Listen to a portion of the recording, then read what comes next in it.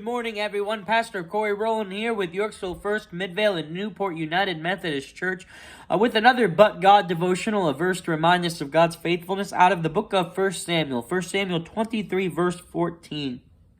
And it says, "Now David stayed in the strongholds of the wilderness of the hill country of Ziph. Saul hunted him day after day, but God did not let Saul find him."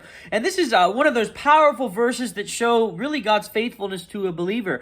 David is no stranger to struggle. David was being pursued by Saul constantly. In addition, David had the enemy nations like the Philistines trying to hunt him down and capture him. So David has no shortage of problems. One of them being here, he's hiding in this wilderness fortress of Ziph, and Saul has all these resources as king that Saul is trying to use to find David and to capture David. But it says, and so it would seem inevitable that Saul would find David. But then that verse ends by saying, but God did not let Saul find David. God was protecting David. And so no matter how much resources Saul had, no matter how much power he had as king, God had the ultimate say. And David was a faithful servant of God. And so God was not going to let Saul capture David. God was not going to let David fall into his hands. And now this is a perfect application for you and I.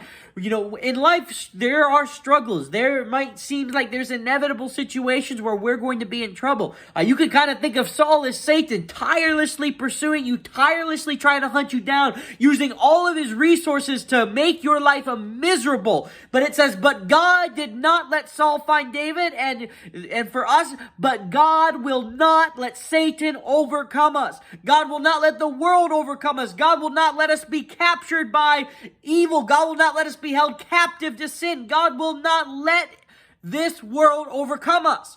But we have to remain faithful. David remained faithful to God. In fact, if you look at the Psalms, you'll notice that every time there was a struggle, every time there was a problem, David would turn to God and David would pray to God. And so that's the same thing you and I have to do. If we want God to be faithful in helping and protecting us, then we have to be faithful to God. The enemy may hunt us, but God will not let them prevail. Amen.